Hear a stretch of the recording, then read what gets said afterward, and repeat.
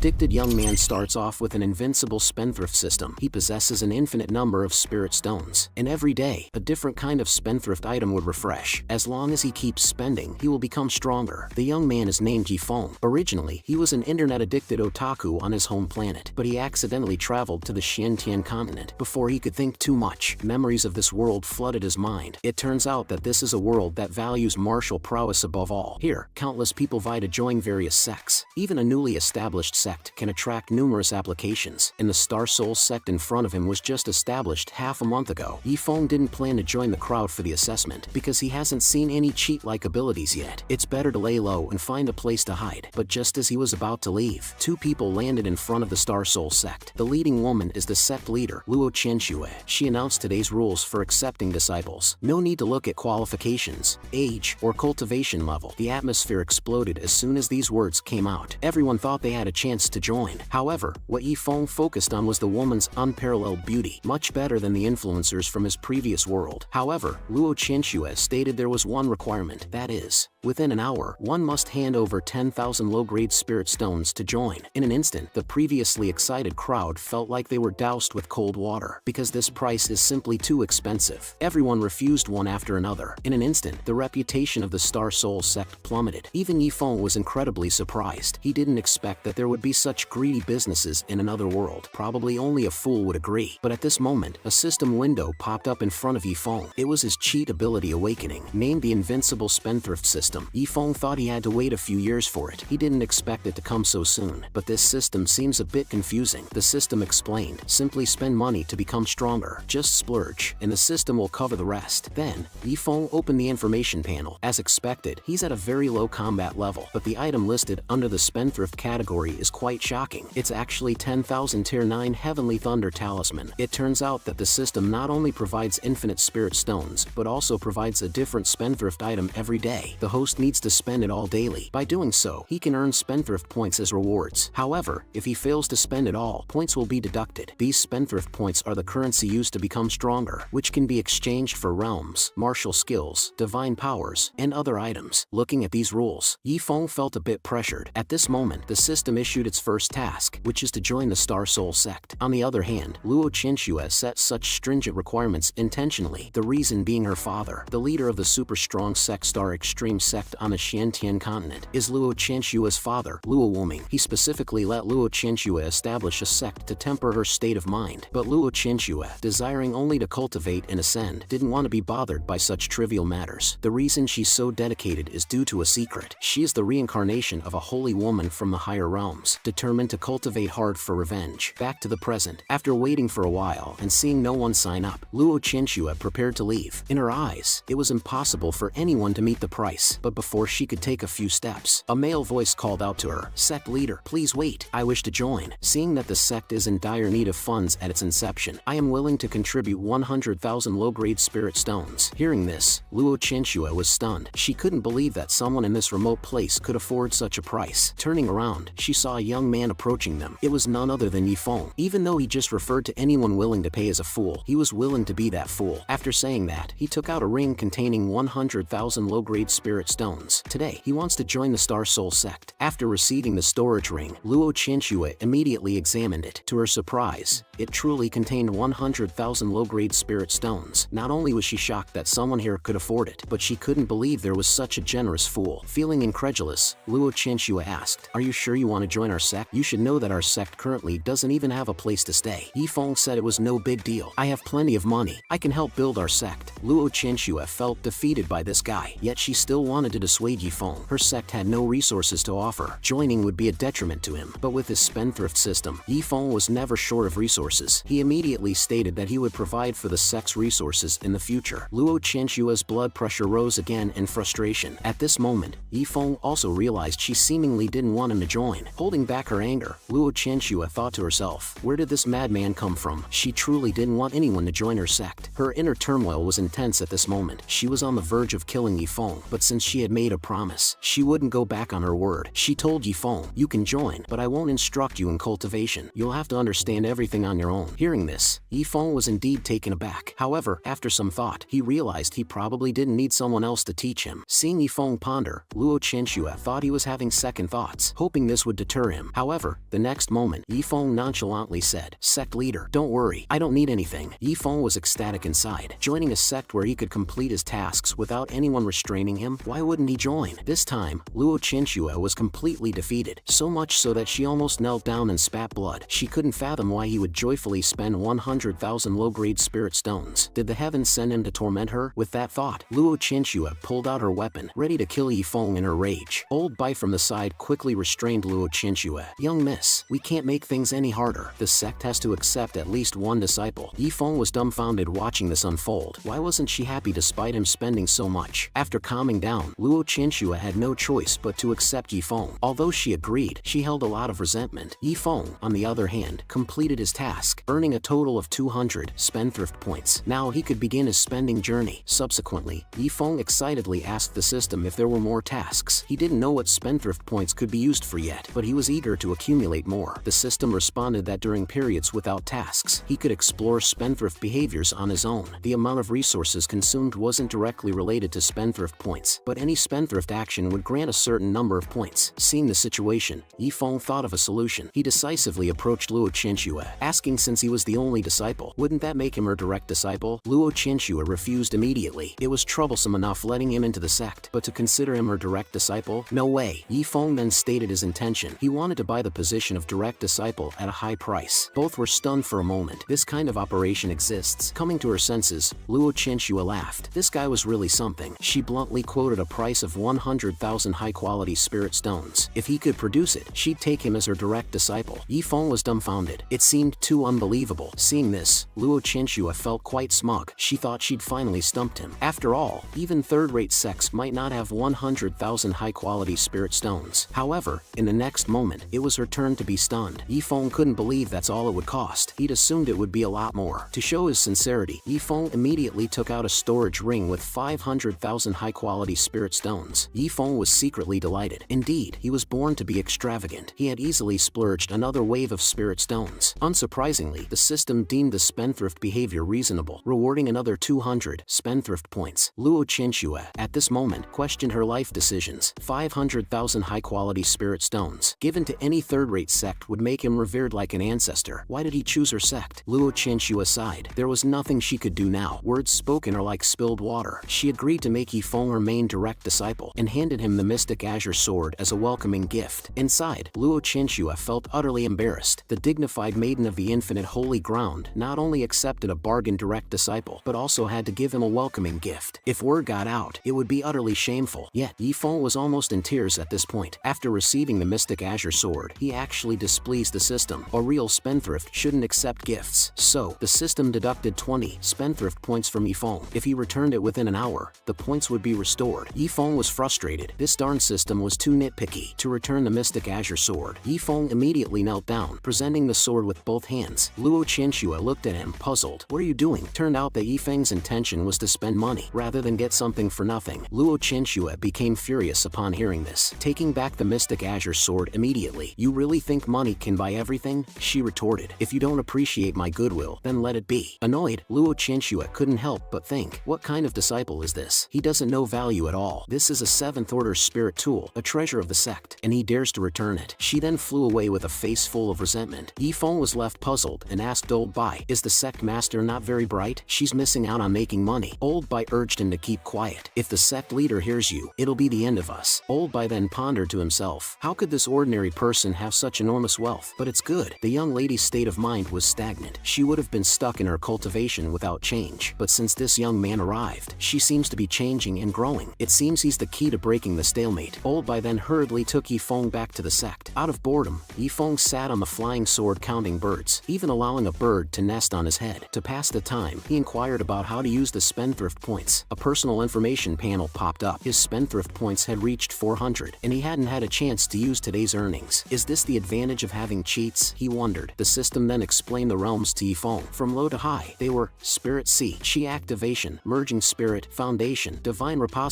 Laboratory, Purple Mansion, Original Spirit, Void Penetration, Tribulation Crossing Realm, and so on. And the Spendthrift points could be used to enhance these realms. The Spirit Sea realm required 10 points for each upgrade. Chi Activation realm needed 100 points for each level, and so forth. Hearing this, Yifeng was overwhelmed. The points required for the subsequent levels are too high. Isn't it increasing tenfold? He then opened the Spendthrift Mall. There were various containers he could draw from, each costing 100 Spendthrift points. There was an extremely low chance to get high-tier rewards. After some thought, Yifeng felt it was a bit expensive, but if he tried and drew a high-tier reward, it'd be worth it. However, on second thought, even if he got a high-tier reward, would it be of any use to him? The system then stepped in to explain. For example, if you crush a 9th grade elixir in front of an alchemist, it counts as a spendthrift action. Yifeng indeed wanted to do this, but he's just a mortal now. Flaunting wealth in front of cultivators would only get him crushed. Soon after, for the sake of gaining power, Yifeng spent 90 spendthrift points to raise his strength to the 9th level of the Spirit Sea realm. The sudden breakthrough caught Old Bai's attention. Turning around, he was startled. This kid is actually forming his Spirit Sea. He then stopped flying, probed the spiritual energy around Yifeng, and was shocked once again. Just forming the Spirit Sea? Why does he need such an immense amount of spiritual energy? This would be enough for dozens of people. Yifeng, in his consciousness at the time, was also baffled. Why is it taking so long to form the Spirit Sea? As he thought this, more spiritual energy gathered around him. Old Bai was even more astounded. Is he trying to break through further? Usually, the first step in cultivation is to form the Spirit Sea, which is like laying the foundation. This process usually requires a quiet environment, assisted by elixirs to maximize the Spirit Sea formation, and after forming, it needs time to stabilize. But he didn't notice Yifeng taking any elixirs, let alone forming it during flight. A moment later, Old Bai was dumbstruck again, because Yifeng's realm was continuously breaking through, suddenly soaring from the first level of the Spirit Sea realm to the peak of the 9th level. Old Bai was absolutely horrified. What kind of genius is this? After the breakthrough was complete, Yifeng woke up, but he wasn't very satisfied, because it took a whole 10 minutes. Yes, to him, 10 minutes felt very long. By his logic, shouldn't it have been instantaneous? He then asked with an innocent face, Old Bai, it took me 10 minutes to break through 9 realms. Won't the sect master think I'm a failure? Old Bai didn't know how to respond. He wondered if Yifeng was bragging. If this was a failure, then he wouldn't even compare to a failure. In the past, even with abundant resources, it took Old Bai 8 months to go from forming the Spirit Sea to the peak of the 9th level. At that moment, Old Bai realized why Yifeng didn't want cultivation techniques or weapons. He must have a powerful technique of his own. But Yifeng was confused. What technique? I don't have one. Upon hearing that Yifeng didn't have a technique, Old Bai's face showed disbelief. To verify the truth, he personally examined Yifeng and was shocked once again. Yifeng had no spiritual roots, and his Spirit Sea was vast, like an endless ocean. At this point, Old Bai was baffled. He decided to wait until they returned to the sect for the young mistress to take a look. After arriving at the Star Soul sect, upon meeting Luo Qianxue, Old Bai relayed Yifeng's breakthrough, and that his Spirit Sea was 20 times larger than hers, while also skyrocketing to the peak of the Spirit Sea realm. Most bizarrely, he had no spiritual roots. Luo Qianxue was taken aback. She decided to personally probe him. To her surprise, what Old Bai said was true. She incredulously asked, Yifeng, without spiritual roots, how did you break through? Just then, a mocking laughter echoed from outside. The Full Moon sect came to visit, requesting an audience with the sect master of Star Soul sect. An elderly man spoke with a hint of malice. How come the Star Soul sect is so secretive? Surely, you can't have no disciples. Luo Qianxue was truly annoyed, having just taken on a quirky new disciple today, which was already a handful, and now she had to deal with these visitors. How was she supposed to cultivate in peace? She then went out to confront them, asking their intentions. The elderly man said he had heard that joining the Star Soul sect required 10,000 low-grade spirit stones. This intrigued him greatly, so he brought his disciples to see for themselves, challenging them to a match. This made Luo Qianxue even more furious. Without any disciples, she could have simply refused. Such a nuisance. But then she thought, if Yifeng gets taught a lesson, would he leave the Star Soul sect? So, she let Yifeng take the challenge. Yifeng had no problem with it, but he needed to clarify if he could use talismans. After all, he still had 10,000 talismans to waste. Hearing that he could, Yifeng confidently stepped forward, then summoned his Heavenly Thunder talismans, piling them up into a small mountain, stunning the disciples of the Full Moon sect. Damn, how does he have so many Heavenly Thunder talismans? Each Heavenly Thunder talisman emitted the energy fluctuations of a 9th grade spirit item, meaning each one could unleash a full force attack of the 9th level Spirit Sea realm. The elderly man was dumbfounded. His 3 disciples were only at the 9th level of Spirit Sea realm. With so many talismans, even if he had more disciples, they couldn't possibly win. Yifeng didn't care. You said I could use talismans. He gleefully threw the Heavenly Thunder talismans, thoroughly enjoying himself. In an instant, the field echoed explode with countless explosions. Luo Qianxue and the others were left stunned. Each of these was a 9th grade Heavenly Thunder talisman. Each one was worth at least 1,000 low-grade spirit stones. To cultivators of the same realm, one was considered a trump card. And here was Yifeng, throwing them around like they were nothing, shaking their sense of value. The 3 disciples from the Full Moon sect were shell-shocked, hurriedly calling their master to leave, thinking, this kid is such a cheat. Luo Qianxue was exasperated. How did this kid get so rich? She originally thought he might get beaten and leave on his own, but that seemed unlikely now. Yifeng looked smugly at his master, as if saying, I did well, right? However, Luo Qianxue misinterpreted this, thinking Yifeng believed she was weak, which is why she had him challenge the Full Moon sect disciples. Seems like she would need to demonstrate her authority as a master later. After several more hours of bombing, the 3 disciples from the Full Moon sect were bombarded miserably. They could only dodge throughout. Yifeng was ecstatic as he kept throwing, completely engrossed in this wasteful act. Finally, the disciples had no choice but to cry and beg their master for rescue. The elderly man seemed to misunderstand, thinking that all these talismans were given to Yifeng by the Star Soul sect. No wonder their recruitment standards were so high. Realizing he had bitten off more than he could chew, the elderly man decided to take his disciples and leave. Seeing this, it was Luo Qianxue's chance to shine. She intended to teach the old man a lesson. She revealed her strength in the original spirit realm, leaving the old man dumbstruck. Even their sect leader was only at the divine repository realm. With Luo Qianxue's strength, she could annihilate their entire sect alone. While Luo Qianxue wouldn't go to the extent of wiping out their sect, she did demand each of them to leave an arm behind. In order to save their lives, they had no choice but to comply. Finally, Luo Qianxue told them to leave. Witnessing this, Yifeng was genuinely scared. He hadn't realized his beautiful master was so ruthless. Luo Qianxue, maintaining her composure on the surface, told him to retrieve the remaining talismans, but internally, she felt helpless. Even after all this, she couldn't drive Yifeng away. At this point, Yifeng had a request. He still had over 9,000 Heavenly Thunder talismans left. Unable to throw them all by himself, he wanted Luo Qianxue to join in the fun. Facing this request, Luo Qianxue was speechless, but since he didn't seem to care, she didn't have much to say. She then agreed to Yifeng's request, curious to see how long this spendthrift could keep up. The 2 then began to throw Heavenly Thunder talismans. Witnessing such a spectacular scene, Luo Qianxue was reminded of a memory from her previous life, where her junior sister asked her to set off fireworks together. She remembered a phrase her junior sister said, if we can't enjoy ourselves till the end, wouldn't it be painful? Reflecting on it now, she felt her junior sister made a lot of sense. Meanwhile, old Bai, who was about to sleep inside the sect, was completely baffled. The continuous explosions made old Bai think there was an enemy attack. Upon realizing the noise outside was caused by the Heavenly Thunder talismans, he quickly got dressed to investigate. When he saw the situation, he was utterly stunned. Yifeng and Luo Qianxue were mindlessly tossing the Heavenly Thunder talismans. By now, Luo Qianxue had also succumbed to this wasteful behavior. She said nonchalantly, we're just disposing of the Heavenly Thunder talismans. Seeing this, Yifeng invited old Bai to join in the fun. Old Bai was furious. He immediately whacked Yifeng on the head, exclaiming, what nonsense are you 2 up to? Each of these costs 1,000 low-grade spirit stones. Even the wealthy Star Soul sect can't afford to waste like this. And young lady, what's gotten into you? Why are you participating in this folly? However, all of old Bai's anger dissipated when Yifeng took out 100,000 high-grade spirit stones. With a slight smile, Yifeng said, old Bai, I apologize for disturbing your sleep. Consider these spirit stones as compensation for some tonics. Old Bai promptly tore open his shirt, revealing his robust muscles, and eagerly joined in the wasteful act. The speed at which he threw the talismans was so swift that even Yifeng was taken aback. Indeed, money makes the world go round. At this moment, a system notification appeared. Yifeng earned 100 wastrel points as a reward, so this too counted as wasteful behavior. It seems next time, he should spend more spirit stones to get old Bai's help. After all was done, old Bai began to question his life choices. He never imagined he'd feel so exhausted from just tossing talismans. Of course, he reminded Yifeng, if there's any manual labor in the future, call on me. I may be old, but I have strength. Luo Qianxue watched silently, thinking the Star Soul sect would be in chaos soon. Then she teased, old Bai, you're one of the 8 senior elders of Star Extreme sect. Did you sell yourself for a mere 100,000 high-grade spirit stones? Old Bai retorted, it's not about the spirit stones. It's about the dignity of the elderly. The system appeared again, rewarding Yifeng with 1,000 wastrel points. With this, he could potentially advance to the 9th level of the Qi activation realm, a perfect 1,000 points to break through the realm, and the remaining few hundred to open some treasures. Yifeng recalled there were only 3 people in the Star Soul sect. Relying solely on old Bai might not be enough to waste resources quickly. If he had more junior disciples, the speed of wastefulness could be increased manifold. He envisioned expanding the Star Soul sect in the future, covering all the sect's expenses. Earning wastrel points seemed easy with this approach. As if on cue, a young man man appeared at the entrance, asking, "Does your sect still accept new disciples?" The moment the new disciple, Wufeng, entered the Star Soul sect, he felt something was amiss. The ground was full of craters, an old man who looked like he was on his last breath, a fierce-looking woman, and a man who appeared a bit simple-minded. Wufeng instantly felt the sect was unreliable. He wondered if it was still early enough to make a run for it. Yifeng warmly welcomed him, stating, "Yes, we are still recruiting. To join, you need to contribute 100,000 low-grade spirit stones. If you contribute 100,000 high-grade spirit stones, you can become the direct disciple of the sect master." He then proudly introduced himself. "I am Yifeng, the first disciple of the sect, and the eldest disciple of the sect master." This scene left Wufeng dumbfounded. Yifeng looked at him with anticipation, hoping he would say he didn't have the money. That way, Yifeng could sponsor his entry. However, this idea was rejected by the system, claiming such a wasteful method was not justifiable unless a reasonable explanation was provided. Seeing this, Yifeng quickly made up a reason. "We get along, alright? The moment I laid eyes on him, I felt like he was my brother from another mother. Is it wrong to spend a little more for my brother?" Surprisingly, the system accepted this reasoning, but at this time, Wufeng was preparing to slip away. He felt the sect was all about money and not trustworthy. However, Yifeng wasn't about to let him leave so easily, especially since he was key to Yifeng's wasteful plans. Yifeng swiftly locked Wufeng in a chokehold, preventing him from leaving. Just then, Wufeng received a message from his grandfather from the shadows. "Stay in this sect. Once I've dealt with my matters, I will come for you." Given that his grandfather had spoken, Wufeng ceased his resistance. Meanwhile, at the sect's entrance, an old man watched the Star Soul sect, recognizing it as the sect founded by Luo Wuming's daughter. Seeing Old Bai also present reassured him, which is why he was comfortable letting Wufeng join. Yifeng then dragged Wufeng to Luo Qianxue and said, "Master, I want him as my junior disciple. Look at how obedient he looks." Wufeng was at a loss, unable to understand why his grandfather insisted he stay in such an untrustworthy sect, but he had to obey his grandfather's wishes. Luo Qianxue watched helplessly, thinking that since they already had someone like Yifeng, what harm could another disciple do? She told Wufeng to hand over 10,000 low-grade spirit stones, assuming the new recruit couldn't possibly afford such a sum. She thought this would deter him. However, Wufeng, not lacking funds, promptly handed over 10,000 low-grade spirit stones, declaring his desire to join the Star Soul sect. Luo Qianxue was taken aback. Hadn't this guy been extremely resistant? Wasn't he eager to leave just moments ago? She wondered if she had been secluded for too long. Was this kind of trickery now the trend among people? Luo Qianxue had no choice but to accept Wufeng, yet she made it clear she wouldn't offer any guidance. He'd have to cultivate on his own. Luo Qianxue thought that surely he wouldn't stay after this. However, much like Yifeng before him, Wufeng said he didn't need resources or instruction. All the materials he needed for his primary cultivation were already provided by his grandfather. This statement infuriated Luo Qianxue to the point of spitting blood. She couldn't understand why people nowadays enjoyed playing the fool. Old Bai, finding the situation amusing, congratulated Luo Qianxue. "You've gained another disciple, miss." A defeated Luo Qianxue could only accept her fate, stating she would provide guidance on their cultivation tomorrow and advising them to find a place to stay on their own. She left with a heavy heart. Seeing this, Yifeng grew slightly concerned for their lovely master. Would she be so upset that she becomes delirious? She's actually going to instruct us? Noticing Wufeng's apparent wealth, Yifeng, who had previously considered sponsoring him, decided not to assist him in becoming a direct disciple. Having one direct disciple, himself, was enough. At this point, Luo Qianxue indeed felt delirious from anger. Afterward, Yifeng struck up a conversation with his new junior, discovering his name was Lung Wufeng. Taking advantage of his status as the eldest direct disciple, Yifeng promptly promoted Wufeng to an inner sect disciple. Wufeng was speechless. His senior seemed to be the most unreliable and not too bright. After settling down, Yifeng prepared to fleece Wufeng. Upon entering, he noticed an extraordinary alchemy furnace. "Wufeng, are you an alchemist?" Proudly, Wufeng raised 3 fingers, indicating he was a third-grade alchemist. His pride was understandable. In this world, roles like alchemists, artifact refiners, talisman masters, formation masters, etc. were highly revered. Merely holding such a title could earn you great respect, as even a small pill, a talisman, or a divine artifact could determine a person's cultivation and survival. In his mind, Wufeng already imagined Yifeng begging him to refine pills. Although he usually turned down such requests, Wufeng would be more than happy to help his fated senior disciple. Apart from that, Wufeng was at the peak of the merging spirit realm's 9th layer. If he revealed this to Yifeng, his senior would undoubtedly be shocked. However, these were all figments of Wufeng's imagination. Back to reality, Yifeng's reaction to Wufeng's alchemist status was simply a casual, "Oh." Wufeng was baffled. "What's with that? I'm a third-grade alchemist. Is that all you have to say? Shouldn't you be astonished and then lavish me with praise?" At that moment, Yifeng suddenly asked, "Among the third-grade spiritual herbs, which ones are particularly rare?" Wufeng thought for a moment and replied, "Bamboo demon grass, white spirit flower, purple thunder fruit, and among others." Even a 9th 12th-grade alchemist rarely encounters these. Yifeng acknowledged his response. He then accessed a system, specifying the herbs that Wu Feng mentioned. He proceeded to open 4 jars. A short while later, after spending 1,200 spending points, he obtained 2 bamboo demon grass, 1 white spirit flower, and 3 purple thunder fruit. Seeing Yifeng frozen in place, Wu Feng assumed that his senior didn't recognize these herbs and was feeling ignorant. Wu Feng consoled him, saying it was normal for those not trained in alchemy. However, to his surprise, Yifeng suddenly bolted out, mentioning that he was getting water. Wu Feng chuckled internally, thinking his unpredictable senior was rather considerate. Wu Feng decided to craft a few more pills for him later. However, moments later, Yifeng returned with a pot of soup. Wu Feng was taken aback when he recognized the rare herbs he had just mentioned floating in the broth. Hurriedly, Wu Feng fished the herbs out of the soup. After confirming their authenticity, he felt like he was about to explode. "Brother, you've wasted treasures." Without warning, Yifeng snatched the herbs back from Wu Feng and casually remarked, "I heard that brewing spiritual herbs is beneficial for cultivators. My mistake. I thought these few spiritual herbs were something special." As he spoke, Yifeng proceeded to crush the herbs under his foot right in front of Wu Feng, even grinding them a few more times for good measure. Panicking, Wu Feng shouted, "Stop!" He lunged towards Yifeng, trying to salvage whatever was left of the herbs, but upon closer inspection, not even a trace of the herbs remained. Wu Feng felt numb from the shock. Yifeng, having successfully wasted resources, earned 1,500 spending points. He chuckled, feeling that his waste had been profitable. After all, he had only destroyed 3 herbs, yet he still possessed 6 in total. At this point, Wu Feng felt utterly dejected. Witnessing such precious herbs being destroyed right in front of him was unbearable, especially considering that even his grandfather had never seen such rare herbs. Wu Feng was inconsolable, crying bitterly. Yifeng approached him to offer some comfort. It's okay.